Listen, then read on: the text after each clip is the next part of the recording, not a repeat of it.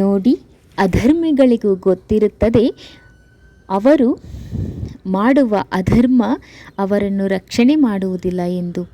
ಅಂದರೆ ಅಧರ್ಮದ ಕೃತ್ಯಗಳು ಅವರನ್ನು ರಕ್ಷಿಸುವುದಿಲ್ಲ ಎಂದು.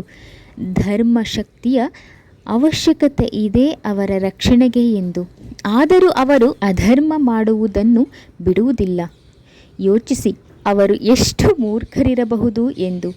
ಉದಾಹರಣೆಗೆ, ಮಹಾಭಾರತದಲ್ಲಿ ಧೃತರಾಷ್ಟ್ರ, ದುರ್ಯೋಧನ ಬರೀ ಅಧರ್ಮವನ್ನೇ ಮಾಡುತ್ತಿದ್ದರು.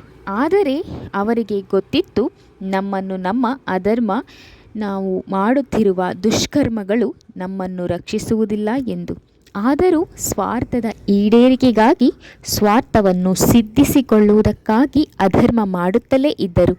ಆದರೆ ಧರ್ಮ ಅಸ್ತ್ರದ ಮತ್ತು ಶಕ್ತಿ, ಸಾಮರ್ಥ್ಯದ ಮತ್ತು ಅಧಿಕಾರದ ರೂಪ ತಾಳಿ ಅವರ ಎದುರಾದಾಗ ಅವರನ್ನು ರಕ್ಷಿಸಿಕೊಳ್ಳಲು ಅವರಿಂದ ಸಾಧ್ಯವಾಗಲಿಲ್ಲ. ಹಾಗೆ ನಾವು ಮಾಡಿದ ಅಧರ್ಮದ ಕೃತ್ಯಗಳಿಗೆ ದೈವದ ರಕ್ಷಣೆಯೂ ಇಲ್ಲ ಎನ್ನುವುದು ಅವರಿಗೆ ಗೊತ್ತಿತ್ತು. ತಮ್ಮ ರಕ್ಷಣೆಗೆ ಧರ್ಮವೇ ಬರಬೇಕು, ದೈವಶಕ್ತಿಯೇ ಬರಬೇಕು ಎಂದು ಗೊತ್ತಿತ್ತು. ಆದರೂ ಅಧರ್ಮ ಕೃತ್ಯಗಳೇಕೆ? ಕೆಟ್ಟ ಸ್ವಾರ್ಥವೇಕೆ? ತ್ಯಾಗದ ಮನೋಭಾವವಿಲ್ಲವೇಕೆ? ಇನ್ನೊಬ್ಬರನ್ನು ಸಹಿಸಿಕೊಳ್ಳುವುದಿಲ್ಲ ಏಕೆ? ಅವರು ಮನುಷ್ಯರು, ಅವರಿಗೂ ಬದುಕುವ ಹಕ್ಕಿದೆ ಎಂದು ಎಂದುಕೊಳ್ಳುವುದಿಲ್ಲ ಏಕೆ? ಕಾರಣ ಅವರನ್ನು ಆವರಿಸಿದ ಮಾಯೆಯ ಅಜ್ಞಾನದ ಅಂಧಕಾರ. ದುರ್ಯೋಧನ ಅಂದುಕೊಂಡಿದ್ದ, ನನ್ನನ್ನು ನಾನು ರಕ್ಷಣೆ ಮಾಡಿಕೊಳ್ಳಲು ಸಾಧ್ಯವಿಲ್ಲ, ನಾನು ಮಾಡಿದ್ದು ಅಧರ್ಮವೇ. ಆದರೆ ಕರ್ಣ ಧರ್ಮರಕ್ಷಕ, ನಮ್ಮ ಜೊತೆ ಇದ್ದಾನೆ, ಅವನು ಖಂಡಿತ ರಕ್ಷಿಸುತ್ತಾನೆ ಎಂದು ದೃಢವಾಗಿ ನಂಬಿದ್ದ. ನೋಡಿ, ಇಲ್ಲಿ ಅವನು ಮಾಡುತ್ತಿದ್ದ ಅಧರ್ಮದ ಮೇಲಲ್ಲ, ಮತ್ತೆ ಧರ್ಮದ ಮೇಲೆಯೇ ನಂಬಿಕೆ.